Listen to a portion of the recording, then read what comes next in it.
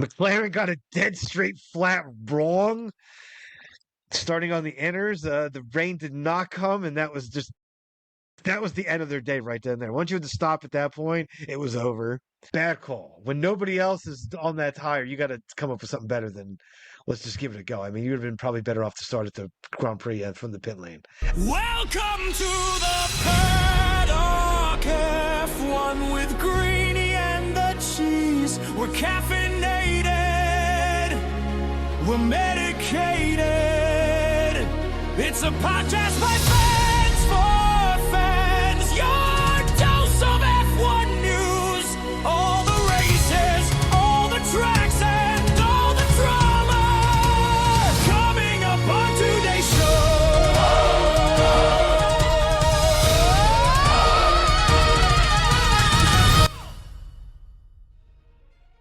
Yes, yes, yes. I know what that sound means. Time for In the Paddock F1. Greeny the cheese. Round 5 of the 2026 F1 season takes us to the Great White North.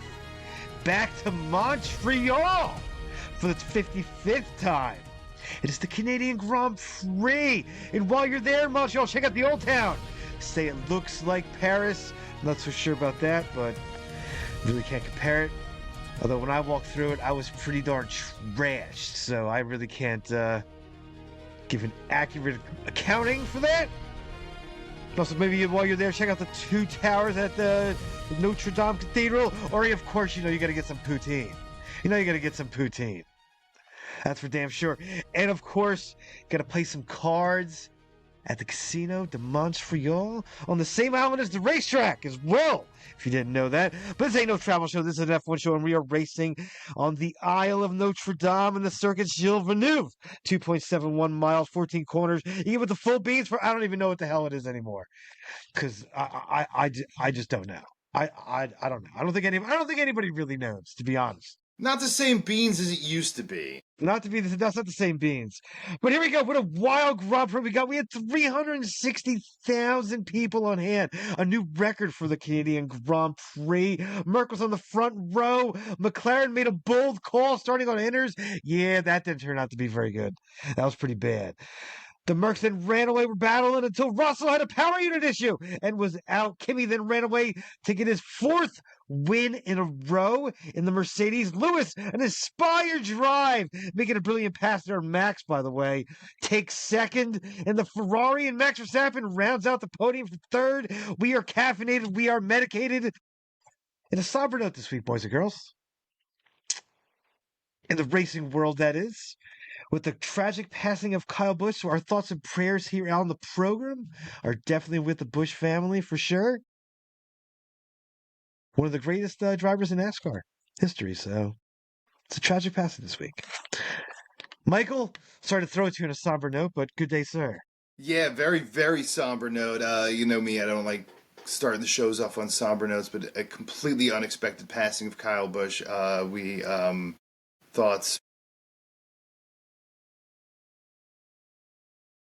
Not much else you can do in that situation, but move forward, as I'm sure Kyle himself would want everyone to do at this moment. So they are just about racing Coca-Cola 600 right now. We have the Indy 500 in the books. The Formula One race Canada just ended moments ago. I think they're in the presser right now. So we are coming to you basically right after the race here, so a lot to get into, a lot of penalties handed out, so there might be some changes after the race, a lot of bumping and grinding and grooving around Canada today. It was gonna rain, it didn't rain, tire choice disasters, plenty of slaps to go around today, cheers. But of course, we are going to start it off with Kimi Antonelli not just winning 1 to start his career, 2, 3, 4 in a row, cheese. Ain't that something? He is putting himself in elite rare air every single time he revs his engine and gets on the track. How we feeling about Kimi today? How are we feeling about McLaren, George Russell, Max Verstappen on podium? Ferraris looking like Ferraris again. A lot happening here in Canada. Oh, this is a lot. There's A lot happening. So break it down for us, Cheese. We'll start out Kimi Antonelli. It's 4 straight win in a row. Humongous. Definitely benefited from Russell having the power unit issue there, for sure. But because they might have actually shut down that fight, because that was starting to get a little rough and close and madness too between him and his teammate George there for a minute there. But gotta give it up to him. He's just the Mercedes, basically. They also nailed their upgrades. Let's be dead honest. I mean, they were flying this weekend. The only thing that was slowing them down was when they were fighting each other. Other than that, they would have put massive amount of distance between them and the field. It just how quick they were. Russell definitely a tough break. Nothing more you can really say about that. I mean, that stuff happens, but right now, especially the timing that it happened, it's is there a little karma animal going on there? I don't know. But something's definitely, he's definitely on the bad luck train right now for sure. To his teammate Kimi. McLaren got a dead straight flat wrong starting on the inners. The rain did not come, and that was the end of their day right then and there. Once you had to stop at that point, it was over. You knew that. For damn sure, they might have actually even possibly been better, pitting at the end of the formation lap and changing their tires and taking the hit to start back there. And then they, because they ended up not being too bad with all the other cars that were going out during the Grand Prix and different strategies and things. I mean, Oscar didn't end up with a horrid finish, and Norris was in the points until he had his gearbox issue to knock him out of the race. So that was just a bad call. Bad call. When nobody else is on that tire, you got to come up with something better than let's just give it a go. I mean, you would have been probably better off to start at the Grand Prix from the pit lane. That's a midfield. That's like a mid-pack.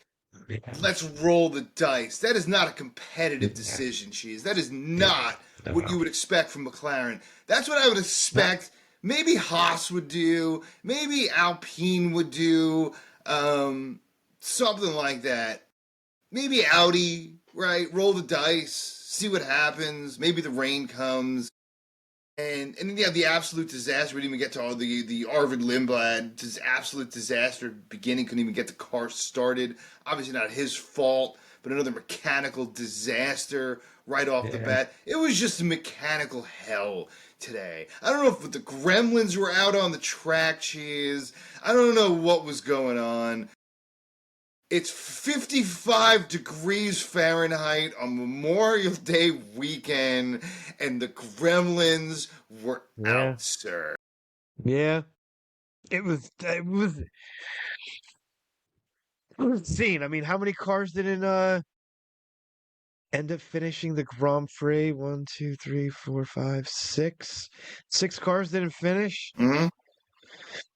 And pretty much most of it was all mechanical gremlins in a sense. No crashes, right? No. Albon would definitely had to retire because. Oh yeah. All right, I apologize. Getting smashed there for sure. Mm-hmm. By Piastri. That's why he had that 10-second penalty. So that was definitely it out. But everybody else was some kind of mechanical issue. So it was. I mean, maybe outside of Perez, but that was kind of a mechanical since his suspension completely imploded. That was something to see. We'll get into that later. Absolutely. But the gremlins were for sure out. To have that many cars not finish, front and cars that were at the front too. I mean, it was an all-around just awful day for McLaren with what was going on with them. They were about to salvage things, and it just all went south again. So a mess. But we were talking about this. Looks like it's just gonna be a Merc show at this point, especially with them nailing the upgrades and everything else. So unless they have a mechanical, it's them and they're off. So plain and simple at this point. Plain and simple, man. But it looks like a Merc season. McLaren had the opportunity today. Ferrari looked a lot better.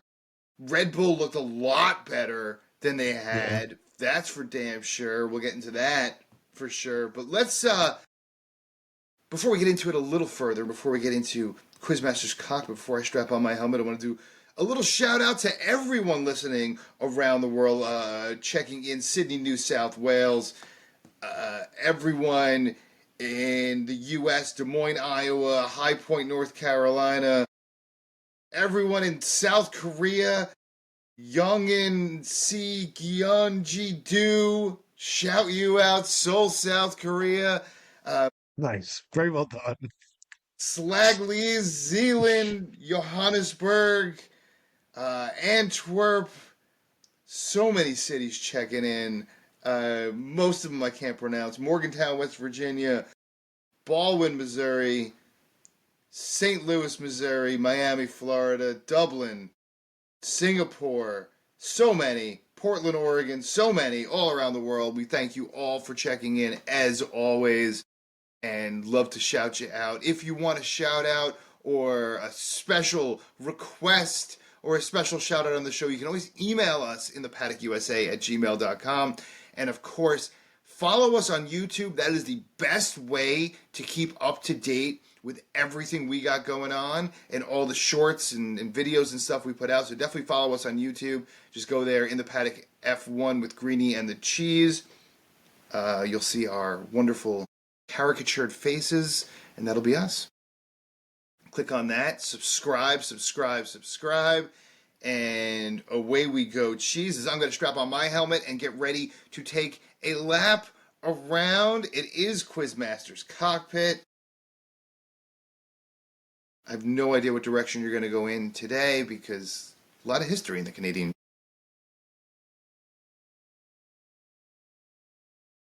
Question number 1, sir. Are you ready? This one's pretty much a cupcake, so. All right. The wall at the final corner is known as what?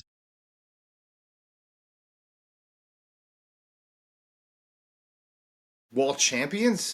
That is correct, sir. Dang.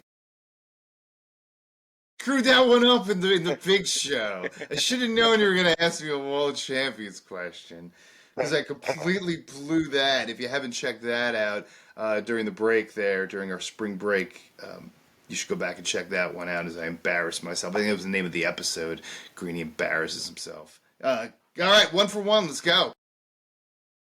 Question number 2. This current driver won his first Formula One Grand Prix in Canada. This current driver on the grid, won his first Formula One Grand Prix in Canada. George Russell? No, that is incorrect, sir. Lewis Hamilton in 2007. Way back. His original maiden win. Well, I guess I don't have to play the music intensity. I guess I don't have to get that ready this time. No, all right, get your losers ready, but you still got a question. So still got a question. Still got a question. Let's see if I can go 2 for 3. You actually got that last question right last year, so that was a repeat as well.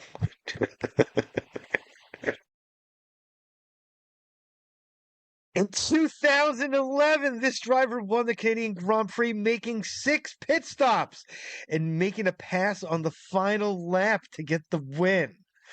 Who was that driver? Sebastian Vettel? That is incorrect. He actually was passed on the final lap. And the driver that passed him was Jenson Button.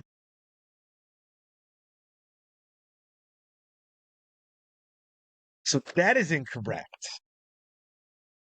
So they wanted a 3 this time, so that'll take us to losers. I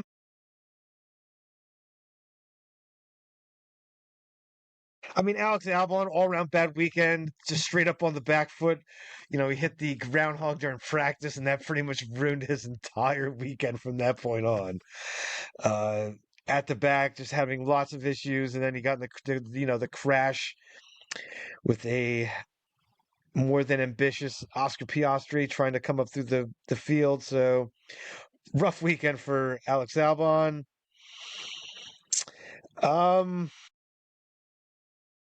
You brought it up earlier too. Lindblad didn't even get to start the Grand Prix. Made it around the first formation lap, and then that was it. And then the car went kaput. So that was a disaster. Yeah. So those would be my losers. Go with those. Lance Stroll can't out-qualify. He can't out-qualify anyone. First of all, here's a guy who's got the worst percentage of any driver in history, by far, of being out-qualified for anyone who has over 100 Grand Prix starts. Not even close. He's at like 26% of the time that Lance Stroll has out-qualified his teammate. Now he couldn't even out-qualify Sergio Perez. He can't out-qualify the Cadillacs now. At least your teammate out-qualified the Cadillac. Forget about Fernando. You can't out-qualify anybody. Lance Stroll. And then starts off the race, looked pretty good, and then, of course, completely fell on his ass again, finishing 15th. And Esteban Ocon, you want to put your money where your mouth is, because he just keeps falling back and back. I know a lot of chitter-chatter this week about him. We'll get to that in a minute. But, man, Ocon, you got to get yourself together here, because this was a race that... This is a track that you performed well at before, and definitely just a piss-poor weekend all around for Esteban Ocon, completely outclassed by his teammate, which we'll get to in a moment. And those are my losers, sir. All right, so let's take us to winners. Give it up to the Ferraris, my friend. Third and fourth. I'm sorry, second and fourth. Excuse me. Spire drive by Lewis today. All weekend, to be honest. I mean, he was kind of on it all weekend. I mean, the Ferrari has a good chassis, and it's good in the corners, just lacking the power. That's what if it had the power, we might actually have had a fight this season at the top, to be honest. So, absolutely inspired drive by Lewis. Leclerc was struggling a bit and still threw that thing into fourth. Held on there, almost lost it there at the end. Again, another race and almost lost it again. But somehow hung on and got there and cut it across the line. So, but with the McLaren disaster, Ferrari picked up a whole heap of points. So open the door. Open the door. So when the door's open, you got to walk through it, and Ferrari did. Yeah, damn right. And I mean, we trash them all the time on this, but we got to give it to Williams and Carlos Sainz putting in ninth this week. Maybe it was a bit from people not finishing that should have been, but hey, you're there at the end. That's what matters. So give it up to Carlos, putting it back in the points again. Those will be my winners. Alpine coming in with a slam dunk that they really needed. Not Gucci yet, Alpine. And yeah, Carlos Sainz got points, most likely because of all the DNFs here, but Franco Colapinto, he was going to score points no matter what this weekend. Yeah. You could have put anyone in front of him. Coming in sixth, top six for Franco. How about them apples? You got to be pumped for that one. The eighth for Gasly as well. And of course, I got to give it up to Ollie B. Got the Haas hat on for Ollie B. I'll take the 1 point. I don't care. Point is a point, finishing 4 places ahead of his teammate. A point is damn well a point. Would have been a lot sweeter if it wasn't for double points for Alpine. But, and Ollie Bearman was definitely beneficial of the, disasters on the front end of the grid. But them's is the break, sir. And what are you going to do? So we'll take the point and move forward. And McLaren's loss and George Russell's loss is others' rewards this week. Which, of course, leads us to the most important part of the week. We haven't done this in a while. And that is... I need to slap my goddamn for that. That is the slap of the week, sir!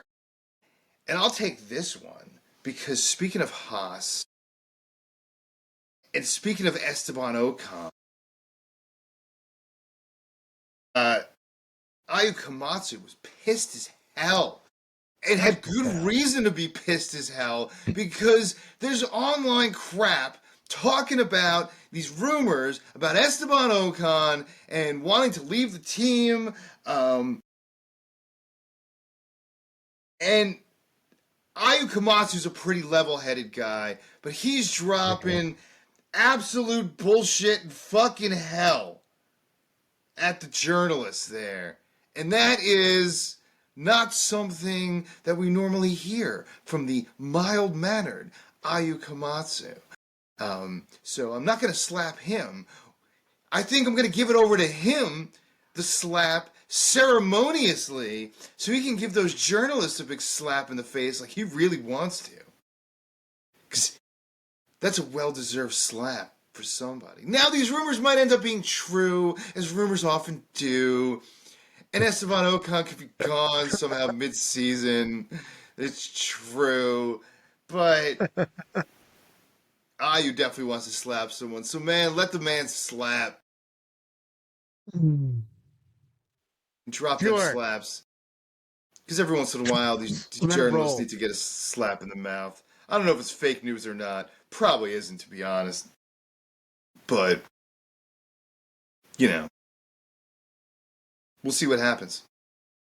And that is, of course,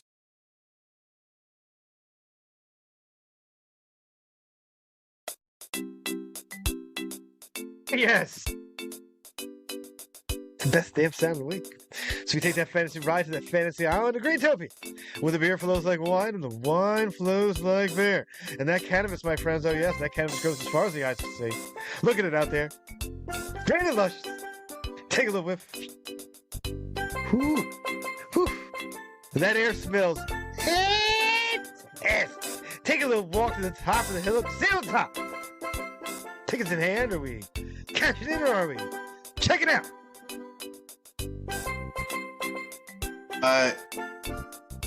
Like a tip's worth of destruction for us this week. A lot of bets laying down. You're laying down 25 Greeny buck bets, so I got to do all kinds of math. I got to breaking out the calculators today because you first of all, you picked all the winner. You got 6 bets you dropped. You win one of them. Congratulations, because you picked basically everyone to win. You picked the top 6 to win, but you hit with Kimi Antonelli plus 170, the only win you got.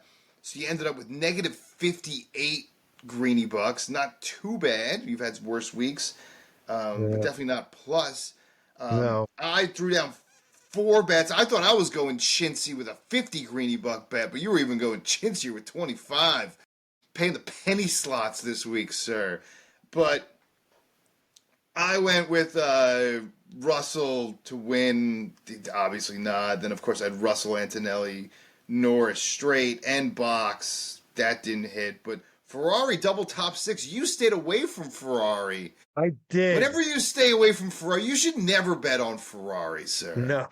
You should never bet on Ferrari because whenever you bet on them, they lose. and whenever you don't bet, they win. So abstaining, you could have had like probably two I did have Lewis. I championships in did the have last Lewis to 5 win years. today. I did have Lewis on the win because that was a juicy number.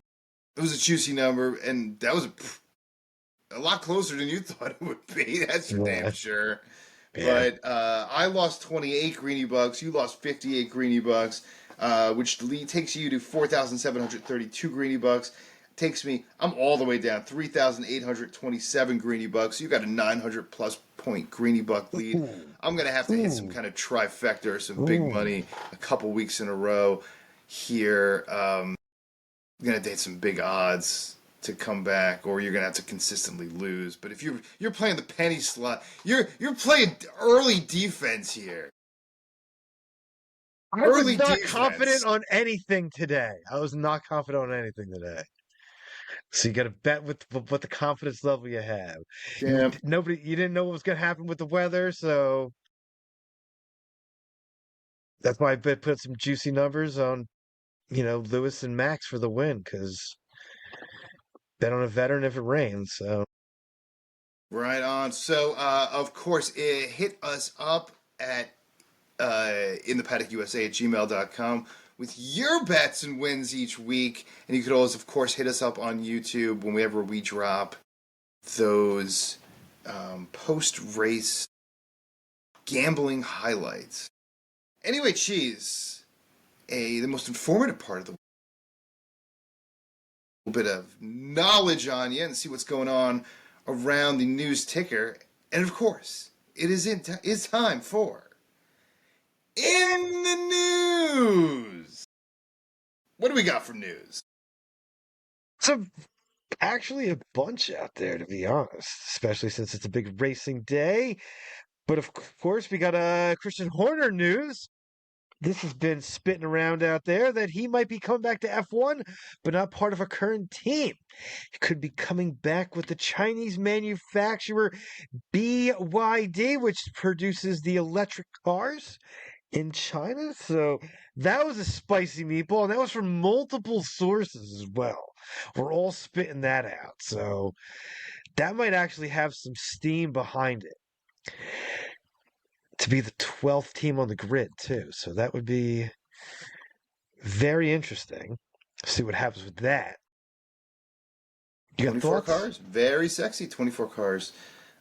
Listen, I'll take any more teams. It's really just livened up the grid, gives an opportunity for drivers to be on the grid, gives an opportunity for drivers to surprise somebody. I mean, what a great story would be if a Sergio Perez or Bottas get a 9th or 10th this year. Mm-hmm. That would be a story right there. So, those are always exciting. And just adding to the grid, of course, gives you more news, gives you more news opportunities. And again, we are in the business of entertainment.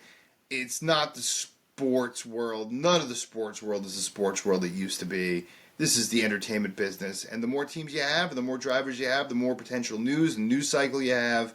You need news every single day when it comes to all of these sports, especially Formula One. And the more teams you have and drivers you have, the more potential news stories you got. And the more young drivers could get highlighted as well and get jobs where there might not have been a position before. Sure. All right, news story number 2. Formula One legend Alain Prost was apparently injured in a masked raid. How about that shit?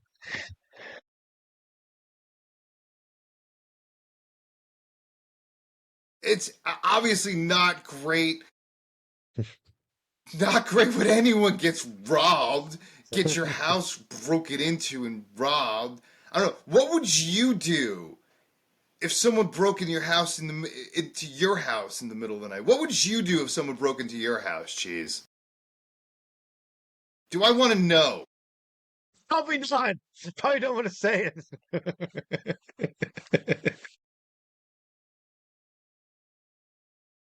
So I'll say I'll go there. Packing heat under the pillow there, sir. Don't want to be breaking in this man's house. Will not say. It's fair. I do live in America, so. All right, so listen. Hopefully, the four-time champion recovers quickly from his injuries, and hopefully, insurance covers all that mess. Because that sounds like a mess to me. All right, what else you got?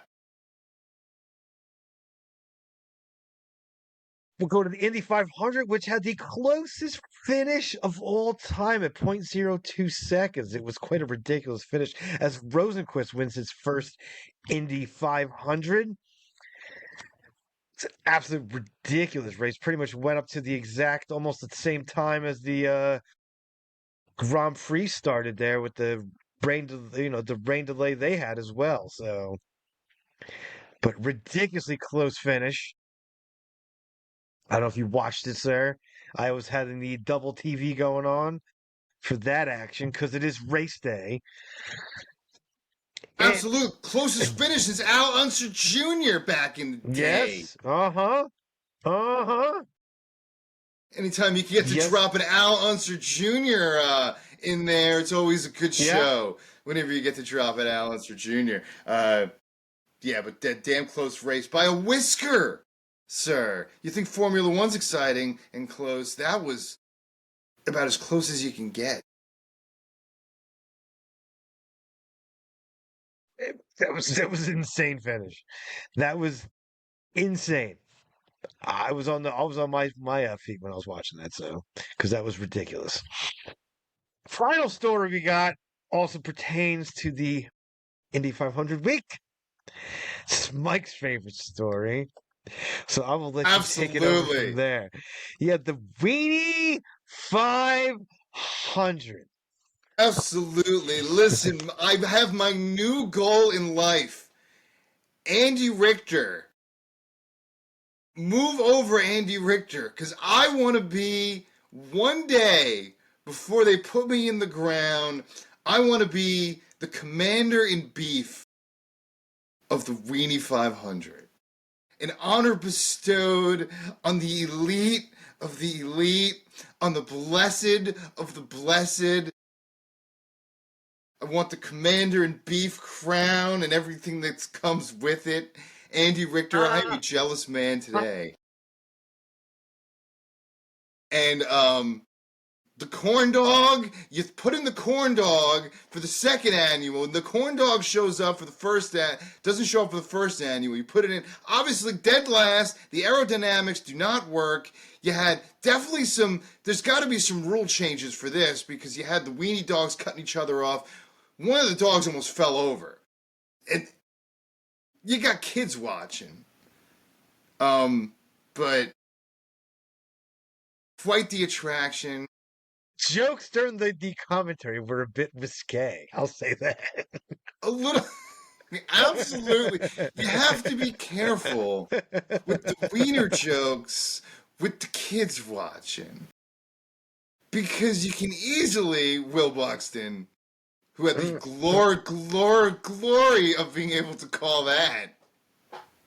That'll get you out of bed in the morning for the professional broadcasters world. Give that man an award. Yeah, it was definitely not a cream and almonds performance on that one. No cream and almonds on top of that one. That's your new line. You love that after hearing that one drop this weekend. Well, geez, I think, is that all the news we have? That is all the news that I have for the week, sir. That is all the news and the show we have this week. Of course, we will be back shortly in another week. We are off next week for no race next week, correct? No race next week. 2 weeks. Where are we going next, the glitz, sir? The glitz, the glam, baby. It's the Monaco Grand Prix. Should be today. Should have been freaking 8. Should have been today. That's goddamn right. But I'm actually looking forward to it with these smaller cars. I think we might get some actual action at Monaco this year. Well, Monaco is always the Tour de Monaco more than the Grand Prix de Monaco. I think we might get some action again. hope, listen, from your lips to God's ears. Thank you all for joining us. As always, say what you got to say, brother. Thanks for listening. Please hit that subscribe and like button. If you made it this far, why the hell haven't you? Yeah, that's for damn sure. And as always, my friends, stay medicated. We'll catch you next week. Peace. With Greeny and the cheese, coming live from the U.S. of A. Podcast Groove, the boys bring you the F1 news, everything you need, so you know just what to do, and it's all alright, 'cause they do it right, in the paddock with Greeny and the cheese. In the paddock with Greeny and the cheese. In the paddock with Greeny and the cheese. Ferrari's gonna drive you crazy. Mad Max, he's so amazing. McLaren, Merc, Haas and more. In the paddock with Greeny and the cheese. And they know their way around the track. When you need the facts, you can trust them. They won't steer you wrong. Always right on time. They know their way around a microphone. And it's all right, 'cause they do it right. In the paddock with Greeny and the cheese.